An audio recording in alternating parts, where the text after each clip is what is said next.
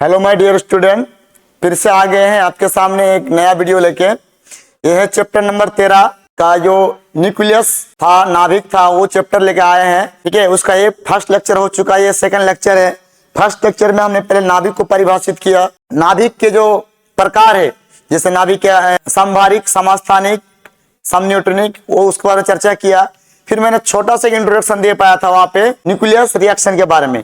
तो अभी हम यहाँ पे ये समझेंगे न्यूक्लियस या न्यूक्लियर रिएक्शन। न्यूक्लियर रिएक्शन कितने प्रकार के होते हैं और क्या क्या होते हैं, और न्यूक्लियर रिएक्शन के बाद वो कौन सी पदार्थ होता है जो न्यूक्लियर रिएक्शन में भाग लेते हैं। और हम लोग ये भी समझेंगे कि रेडियो एक्टिविटी पदार्थ क्या है, या रेडियो एक्टिव जो परिघटना है, नाभिक के परिघटना है, वो क्या है। तो आप बने रहिए मेरे वीडियो में, ताकि ये सारा क्वेश्चन बहुत वीवीआई है, क्योंकि ये आप बने रहे मेरे वीडियो में ताकि ऐसे वीवीआई क्वेश्चन को आप बहुत आसानी से समझ पाए और एग्जाम में उसका सॉल्यूशन करके आ पाए। तो बात यह है कि ये सब क्वेश्चन के बारे में आपको बताने की आवश्यकता नहीं है, आप खुद ही जानते हैं कितना वीवीआई है, तभी आप मेरे वीडियो को सर्च करके देख रहे होंगे। तो चलिए हम बताते हैं। पहला है आपका जो न्यूक्लियर रिएक्शन। न्यूक्लियर रिएक्शन में नाभिक की अभिक्रिया, जो नाभिक के बीच अभिक्रिया होगा उसको हम लोग शॉर्ट भाषा में बोल सकते हैं नाभिक की अभिक्रिया, न्यूक्लियर रिएक्शन। ठीक है, तो न्यूक्लियर रिएक्शन कितने प्रकार होता है? दो प्रकार का होता है। पहला क्या आपका नाभिक का संलयन, जिसको हम न्यूक्लियर फ्यूजन बोलते हैं, न्यूक्लियर फ्यूजन। और दूसरा आपका नाभिक का विखंडन, जिसका हम लोग क्या बोलते हैं, न्यूक्लियर फ्यूजन और न्यूक्लियर फ्यूजन। ये दोनों में अंतर भी पूछता है, 5-5 नंबर में, 2-2 नंबर में, जहां भी हो पूछता है बहुत अच्छी तरह से। ये कभी कभी 10th में पूछता है, 12th में भी पूछता है। ठीक है, तो हम लोग बहुत अच्छी तरह डिस्कस करेंगे, समझ जाना। तो ये नाम से पता चल रहा होगा, ये दोनों एक नाभिक के रिएक्शन का प्रकार है, नाभिक के रिएक्शन का प्रकार है। ठीक है, तो आपको नाम से पता चल रहा होगा। ये जो नाभिक या संलयन है, संलयन का नाभिक क्या मतलब समझ रहे हैं, नाभिक किसी परमाणु का जो मध्य भाग है जहां पे प्रोटॉन और न्यूट्रॉन रहता है। ठीक है, और दूसरा क्या आपका नाभिक का संलयन। संलयन का मतलब होता है कंबाइन करना, जोड़ना, कंबाइन करना, जोड़ना। तो दो शब्दों को ये हिंदी में समझते हैं, दो शब्दों को जो मेल से बना नाभिक का संलयन, मतलब दो नाभिक अगर आपस में, दो हल्के हल्के नाभिक अगर आपस में संयोग करके, ठीक है, एक भारी नाभिक का निर्माण करता है, तो सब लोग नाभिक का संलयन कहते हैं। ठीक है, नाभिक का संलयन के दौरान अधिक मात्रा में ऊर्जा उत्पन्न होता है, अधिक मात्रा में वहां पे ऊर्जा उत्पन्न होता है। इसका सबसे बड़ा उदाहरण है हमारे जो सन है, सन के पास अधिक मात्रा में हाइड्रोजन है। ठीक है, वो हाइड्रोजन की एटम है, परमाणु है, वो आपस में ऐड हो रहा है। ऐड होने के बाद क्या हो रहा है, वो हीलियम में कन्वर्ट हो रहा है। तो नाभिक का संलयन, हाइड्रोजन के जो एटम होता है हल्के होते हैं, ऐड होने के बाद, नाभिक का संलयन होने के बाद जो हीलियम बनता है, जो आपका एक भारी नाभिक बनता है, उसके दौरान बहुत ज्यादा मात्रा में, बहुत अत्यधिक मात्रा में ऊर्जा उत्पन्न हो रहा है। और उस ऊर्जा का जो इफेक्ट, उस ऊर्जा का जो प्रभाव हमारे पृथ्वी तक या पूरा सोलर सिस्टम तक वो फैलता है, जिसे हम लोग लाइट के रूप में इमेजिंग करते हैं या हम लोग देखते हैं। ठीक है, तो ये आपका एक नाभिक का संलयन के बारे में हुआ। ठीक है, अब बात कर रहे हैं हम लोग नाभिक का विखंडन के बारे में। तो नाभिक का विखंडन, अच्छा नाभिक का तो समझ रहे हैं नाभिक, और विखंडन का मतलब होता है टूटना। विखंडन का मतलब क्या आता है, टूटना या टूटना, टुकड़ा कर देना। ठीक है, तो एक भारी नाभिक, ठीक है, वो ऐसा रिएक्शन करेगा, रिएक्शन करने के बाद कई हल्के नाभिकों में टूट जाएगा, कई हल्के नाभिकों में वो टूट जाएगा। तो उस नाभिक के रिएक्शन को या नाभिक की अभिक्रिया को या न्यूक्लियर रिएक्शन को हम लोग बोलेंगे नाभिक या विखंडन। नाभिक या विखंडन आप समझ ही रहेंगे, नाभिक मतलब नाभिक मतलब नाभिक, और विखंडन मतलब क्या, टूटना। विखंडन मतलब क्या, टूटना। तो यहाँ पे एक भारी नाभिक आपस में टूटता है, टूट के एक से अधिक नाभिकों का निर्माण करता है। जैसे यूरेनियम के बारे में समझते होंगे आप लोग थोड़ा बहुत, या नहीं जानते हो तो यहाँ पे बने रहिए, क्योंकि इस वीडियो के बाद अगला वीडियो में यूरेनियम का पूरी तरह से ये होगा, स्पेशल इंट्रोडक्शन मिलेगा। तो यूरेनियम एक ऐसा भारी नाभिक वाला पदार्थ है, ठीक है, जिनकी परमाणु संख्या 92 होता है, द्रव्यमान संख्या 238 होता है। और वो उसको ऐसे स्वतंत्र रूप से रख दिया जाए तो उसके साथ उससे 3 तरह का पार्टिकल निकलेगा, एक अल्फा निकलेगा, एक बीटा निकलेगा, एक गामा निकलेगा। गामा के पास बहुत ज्यादा मात्रा में ऊर्जा होगा, अल्फा एक हीलियम के नाभिक के बराबर होगा, और बीटा भी उससे एक भारी नाभिक होगा। और वो हमारे जैसे वातावरण में फैलेंगे तो पूरी तरह से उसको क्या कर देंगे, नष्ट कर देंगे। उसके पास एनर्जी इतना ज्यादा है, उसके पास ऊर्जा इतना ज्यादा है, इसलिए उसको परमाणु बम बनाने में क्या करता है, प्रयोग करता है, या तो उसको जो है ना फ्यूल बनाने में या इलेक्ट्रिक में भी कन्वर्ट करता है किसको, यूरेनियम को, क्योंकि उसके पास ज्यादा मात्रा में ऊर्जा होता है। अगर 100 ग्राम या 50 ग्राम का यूरेनियम का अगर फ्यूल बना के हमारा बाइक का या गाड़ी का टैंकी में डाल दिया जाए तो 200 साल तक बाइक चलेगा, उसके पास इतने एनर्जी होता है। ठीक है, तो बहुत भारी नाभिक वाला मेटल होता है। ठीक है, तो ये एक भारी नाभिक का मेटल से जब हल्के नाभिक में टूटता है, टूटने की उस परिघटना को या उस रिएक्शन को हम लोग नाभिक का विखंडन कहते हैं। आई होप आप नाभिक का संलयन और नाभिक का विखंडन के बारे में आप समझ गए होंगे। ठीक है, तो यहाँ पे परिभाषा लिखा हुआ नाभिक का संलयन के बारे में, तो लिखा हुआ जैसे वैसा न्यूक्लियर रिएक्शन जिसमें दो या दो से अधिक हल्के नाभिक संयोग करके कंबाइन करके, ठीक है, कंबाइन करके एक भारी नाभिक का निर्माण करता है, उसे हम लोग नाभिक या संलयन कहते हैं। ठीक है, और उसी के दौरान मुक्त ऊर्जा जो मुक्त होता है बहुत अधिक मात्रा में ऊर्जा मुक्त होता है। ठीक, जैसे एक छोटा सा मैंने आपको उदाहरण दिया, यहाँ पे दो हल्के हल्के नाभिक है, ये जोड़ने के बाद क्या बना, एक भारी नाभिक का निर्माण बना। तो आई होप आपका ये डेफिनेशन आपको समझ में आया होगा। आप यहाँ पे नोट कर सकते हैं या तो स्क्रीनशॉट ले सकते हैं। तो यहाँ पे देखो ये एग्जांपल बहुत मस्त एग्जांपल है, क्योंकि आपको एग्जाम में यही पूछता है कि सूरज सन के पास जो रिएक्शन होता है वो कौन सा रिएक्शन होता है, नाभिक का संलयन, नाभिक का विखंडन या दोनों, या इनमें से कोई नहीं।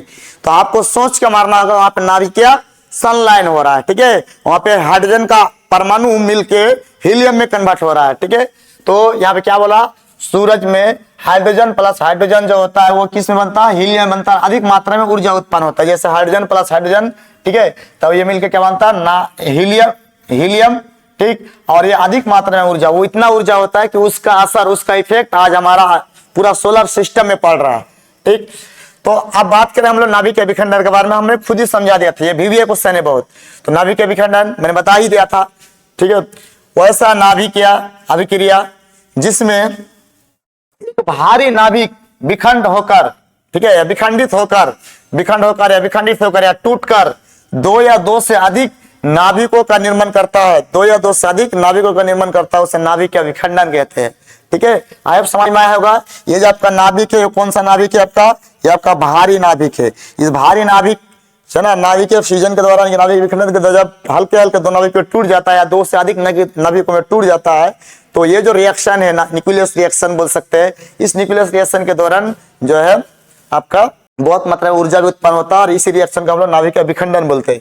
तो विखंडन मतलब क्या, टूटना, और संलयन मतलब क्या होता है, जोड़ना। अब नाभिक की बात करें तो नाभिक टूटेगा, नाभिक के संलयन में नाभिक जुड़ जाएगा, नाभिक के विखंडन में नाभिक टूट जाएगा, और दोनों ही कंडीशन में आपका ऊर्जा रिलीज होता है। ठीक है, चलिए इसका आगे उदाहरण भी हम लोग समझते हैं। अब देखिए, जैसे मैंने यूरेनियम का बताया था, यूरेनियम क्या आपका एक भारी नाभिक है। ठीक है, मतलब यूरेनियम का जो नाभिक होता है बहुत भारी होता है, हाईली रिएक्टिविटी होता है, बहुत अभिक्रियाशील होता है। हवा में रख दीजिएगा तो फिर वो रेडियोएक्टिव पदार्थ है वो, ठीक है, वहां से अल्फा बीटा गामा निकलता रहता है। तो जैसे हम इसको क्या करेंगे, किसी में रखेंगे तो यहाँ से एक अल्फा पार्टिकल निकलेगा, तो इसका नाभिक टूट के क्या बना, आप क्या बोलिए, जब यहाँ से हीलियम निकाल लेंगे तो इसके परमाणु संख्या में क्या होगा, हीलियम का परमाणु संख्या 2 होता है, इसका जो परमाणु संख्या होता है उसमें परमाणु संख्या में 2 घटेगा, और द्रव्यमान संख्या में कितना घटेगा, 4 घटेगा। क्यों 4 घटेगा, हीलियम का 4 होता है द्रव्यमान संख्या और 2 होता है उसका परमाणु संख्या। आप पढ़े होंगे पीरियड टेबल में, नहीं होता तो हम नेक्स्ट वीडियो में जाएंगे, पीरियड टेबल को बहुत अच्छी तरह एक बार समझा देंगे। ठीक है, तो ये यूरेनियम जैसे अल्फा पार्टिकल निकल जाएगा तो ये यूरेनियम नहीं रहेगा, वो थेरियम बन जाएगा। ठीक है, वो थेरियम भी एक प्रकार का रेडियोएक्टिव पदार्थ होता है। तो यहाँ से जैसे हम लोग एक अल्फा पार्टिकल निकलेगा तो इसका परमाणु में कितना घटेगा, 2, परमाणु संख्या में कितना घटेगा, 2, और परमाणु भार में कितना घटेगा, 4 घटेगा। ठीक है, तो मैंने इसको जो पहला वाला लेक्चर में बता दिया था कि जो ऊपर में होता है, जो माथे पे होता है वो द्रव्यमान होता है, भार होता है, और जो नीचे होता है वो नंबर होता है, नंबर। जैसे हम लोग माथे पे कोई लोड भार को ढोते हैं और चप्पल जो पहनते हैं वो नंबर, चप्पल का जो नंबर है वो नीचे पहनते हैं, तो सेम टू सेम यहाँ पे भी पीरियड टेबल में प्रयोग में आता है, जो ऊपर में रहेगा वो भार है और जो नीचे जो रहेगा वो नंबर है। ये कभी मत भूलना, अगर ऐसे पढ़ लीजिएगा तो कभी जीवन में भूल ही नहीं सकते। तो आगे हम लोग ये भी एक रेडियोएक्टिव पदार्थ है, यहाँ से अल्फा पार्टिकल निकालेंगे तो यहाँ से क्या हो जाएगा, इसकी परमाणु संख्या में कितना घटेगा, परमाणु संख्या में 2 घटेगा, द्रव्यमान संख्या में कितना घटेगा, 4 घटेगा। तो यहाँ पे जो कुछ भी हुआ है दोनों चीज में, हालांकि इसको पढ़ाया जाएगा, जो रेडियो एक्टिव आएगा उसके बाद फिर अल्फा गामा बीटा का जो है ना विखंडन या गामा डी के पढ़ाया जाएगा, तो वहां पे आपको जो है बहुत अच्छी तरह से समझ में आ जाएगा। फिलहाल आपको एक एग्जाम्पल ले रहे, तो यह दोनों कंडीशन में एक्चुअल में हुआ क्या कि ये भारी नाभिक दो हल्के हल्के नाभिक में क्या हो गया, टूट गया। भारी नाभिक दो हल्के हल्के नाभिक में क्या हो गया, टूट गया। ठीक है, तो यहां से मैंने एक यूरेनियम का क्या परमाणु यूरेनियम का जो है ना न्यूक्लियस को उठाकर रखे हैं। जैसे ये होता है एनर्जी के साथ साथ, देखिए ये क्या निकला, एक लाइट एलिमेंट निकला यहाँ पे, और इसका मतलब यहाँ क्या हुआ, बहुत अधिक मात्रा में यहाँ पे ये टूट गया यहाँ पे। ठीक है, और यहाँ पे क्या हुआ, यहाँ देखो कुछ नाभिक आया, ये कुछ नाभिक आया, मिलकर एक बड़ा नाभिक बना और एनर्जी निकल गया। तो मैंने एक उदाहरण के तौर पे मैंने ये लिया ताकि आपको समझ में आए कि किस तरह से वो नाभिक का संलयन या नाभिक का विखंडन होता है, किस तरह से न्यूक्लियस के बीच या नाभिकों के बीच। ठीक है, आई होप आपको यहाँ तक समझ में आ गया होगा। आप एक उदाहरण निकाल सकते हैं नाभिकीय विखंडन का। चलिए, ये जो क्वेश्चन है नाभिक का संलयन और नाभिक के विखंडन में क्या अंतर है, ये बहुत भी आया है, मतलब कुछ ना कुछ एग्जाम में, बिहार बोर्ड में हो, सीबीएसई बोर्ड में हो, या तो किसी भी बोर्ड में हो, या 10th में हो, 12th में हो, ये दोनों में क्वेश्चन को बहुत बार बार पूछा जाता है, 1-2 साल के अंदर में बार बार पूछा जाता है। तो ये दो क्वेश्चन को, जो नाभिक का संलयन नाभिक के विखंडन का अंतर को बहुत अच्छी तरह समझ लेना। तो एक अंतर तब ऑलरेडी जानते होंगे, ऐसे आपको डेफिनेशन अगर याद है तो अंतर ऑलरेडी आप बता सकते हैं। देखो, अगर कोई भी चीज का, दो चीज का अंतर बताना है ना, तो आप दोनों चीज के बारे में अच्छी तरह जान जाइए, अपने आप अंतर बोल दीजिएगा। जैसे दो दोस्त है, तो वो कहाँ रहता है, उसका नाम क्या है, वो क्या खाता है, वो क्या करता है, वो क्या पढ़ता है, उसका क्या फेवरेट है, उसका क्या फेवरेट नहीं है, तो ये दोनों में अंतर बता सकते हैं। इसी तरह से अगर कोई भी चीज के बारे में आप अंतर डिस्कस करना चाहते हो, तो उसको जो है हम लोग बहुत अच्छी तरह से दोनों के बारे में जानकारी हासिल कर देंगे, तब जाके वो दोनों के बारे में अंतर हमें टेंशन लिए बता सकते हैं वो क्या है नहीं है। ठीक है, तो हमने आपको बता दिया था कि ये नाभिक का विखंडन और नाभिक का संलयन क्या है। तो नाभिक या संलयन जो होता है, नाभिक को संयोग करता है, जोड़ता है। ठीक है, इसमें हल्के नाभिक संयोग करके एक भारी नाभिक का निर्माण करता है। यहाँ परिभाषा भी दे सकते थे, इधर लिखा हुआ आपका नाभिक का विखंडन। इसमें क्या होता है, एक भारी नाभिक टूटकर हल्के नाभिक का निर्माण करता है। भारी नाभिक टूटकर हल्के नाभिकों में क्या करता है, निर्माण करता है।